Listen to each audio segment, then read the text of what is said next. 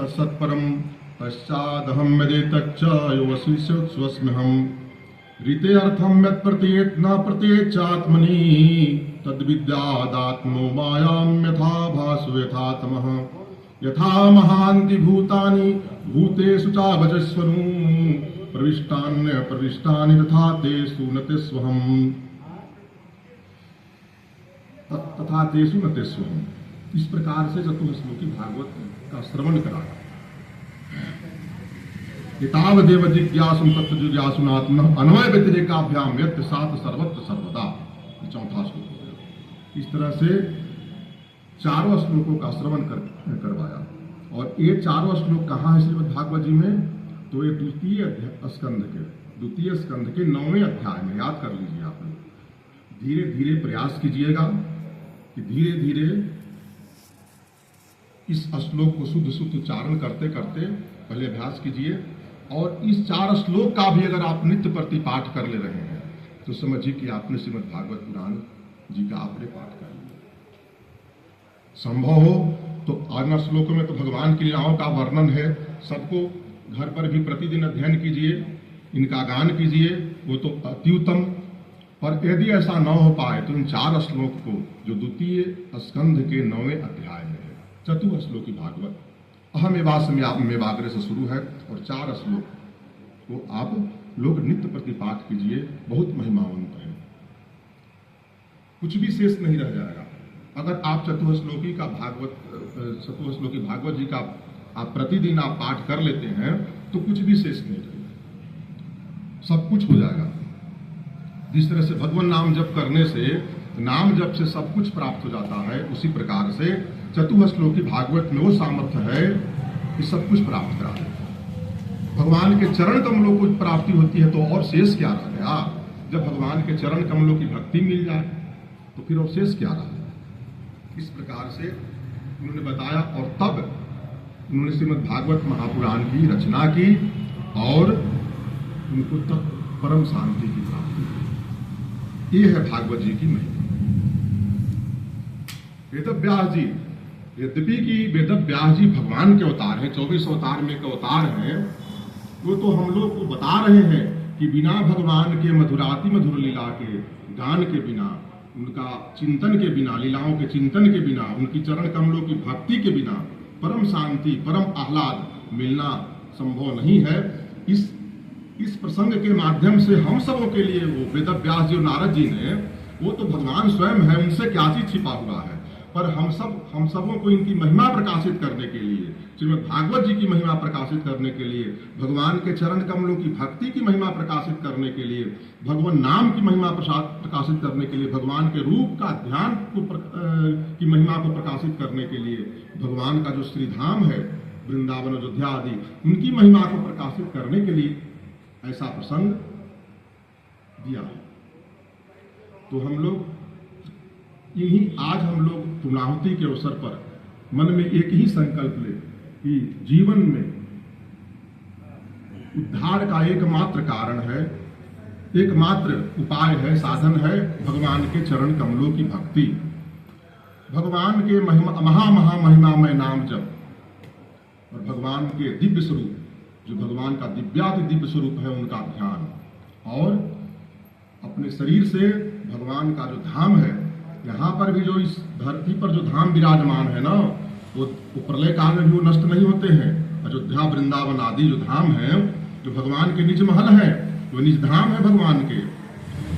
तो इस शरीर को हम वृंदावन ले जाएं, इस शरीर को हम अयोध्या जी ले जाएं, कानों से भगवान की कथा का श्रवण करें, नासिका से भगवान पर चढ़ी पुष्पों का, तुलसी दल का, श्वास के द्वारा उनका सुगंध लें और मुख से भगवान का कीर्तन करें, भगवान के ही प्रसाद को ग्रहण करें। इस प्रकार से बहुत सी विधाओं को दिया गया है और आनंद। और ये ऐसे ऐसे विधान हैं, ऐसे ऐसे साधन हैं जिनको करने के क्रम में भी अब हम लोग जो कलिकाल के प्राणी हैं, उसको हठयोग करने के लिए कह दिया जाए कि एक पैर पर वर्षों तक खड़ा रहिए तब परमात्मा की प्राप्ति होगी। बताइए इस काल में है किसी से संभव?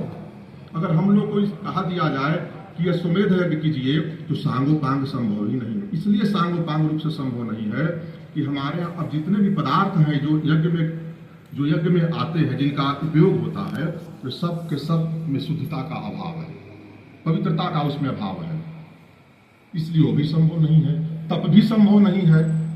तो इस कलिकाल में केवल और केवल भगवान के चरण कमलों की भक्ति, भगवान का नाम, और श्रीमद् भागवत जी में तो हर जगह है ही। अंत में थका थका करके बहुत सी चीजों का वर्णन करने के बाद सार रूप में इसी बात को कहा गया है। और अंत में तो श्लोक में जब सुखदेव जी परीक्षित जी को सुनाते, अंत में तो इसी श्लोक कहा नाम संकीर्तनम यस्य सर्वपाप प्रणाशनम प्रणामो दुख समनम तम नमामि हरिम परम। यानी नाम संकीर्तनम यस्य, नाम संकीर्तन ही सार रूप में सब श्रीमद् भागवत जी का सब सार बिल्कुल निचोड़ है। नाम संकीर्तनम यस्य, कि भगवान के नाम का संकीर्तन ही समस्त सभी तरह के पापों का नाश करने वाला है। अरे पापों का नाश तो बहुत छोटा चीज है जब भगवान की प्राप्ति करा देने वाला है। नाम जपने से ही नामी की प्राप्ति हो जाती है। और प्रणामो दुख समनम, और भगवान को प्रणाम करने मात्र से सारे दुखों का समन हो जाता है, समाप्ति हो जाता है। तम नमामि हरिम, ऐसे श्री हरि को मेरा प्रणाम। ये अंतिम श्लोक। तो इस प्रकार से हम सबों को आज पूर्णाहुति के अवसर पर जिस प्रकार से ये श्रीमद् भागवत महापुराण क्या है, ये समुद्र की तरह है। इसमें बहुत से साधन, बहुत प्रकार के साधनों की चर्चा है। तो जिस तरह से हम दवा के दुकान में जाते हैं तो वहां बहुत अच्छी अच्छी दवाएं होती है, बहुत कीमती दवाएं भी होती है और दवाओं का भंडार होता है। पर हम वहां कौन सी दवा लेते हैं?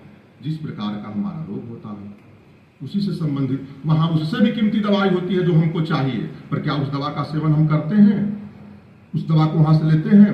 उसी प्रकार से भागवत जी श्रवण करने के क्रम में जो इसमें लिखी हुई बात हमारे हृदय को झंकृत कर दे, लगे कि नहीं मेरा मार्ग यही है, जिसको सुन करके हमारा जो है सो सारी रोंगटे खड़े हो जाए, हृदय में आह्लाद उत्पन्न हो जाए कि हाँ कितना अच्छा लग रहा है, तो समझिए कि यही आपका मार्ग है। उसी चीज को आप पकड़ लीजिए, वही आपकी दवा है। और वो दवा ही, उस श्रीमद् भागवत जी में वर्णित दवा ही आपको भवसागर से पार करके भगवान के श्री चरण कमलों तक पहुंचा देगी। इस प्रकार से श्रीमद् भागवत महापुराण जी की महिमा, सत्संग की महिमा। और एक कल है के प्रसंग में आया था कि हर एक ब्रह्मांड में एक ब्रह्मा जी, विष्णु जी, शंकर जी होते हैं, जिनको भगवान ने एक कार्य दे रखा। कौन सा कार्य? ब्रह्मा जी को रचना, विष्णु जी को पालन और शंकर जी को बिना संहार करना बनाया। अंत में प्रलय करने का काम उनका शंकर जी का है। तो कंफ्यूजन हो गया कि भाई हर एक अथी में इतने विष्णु है, तो देखिए एक तो कि भगवान जो है सो कर्तुम अकर्तुम अन्यथा कर्तुम, भगवान की लीला का पार पाना बड़ा मुश्किल है।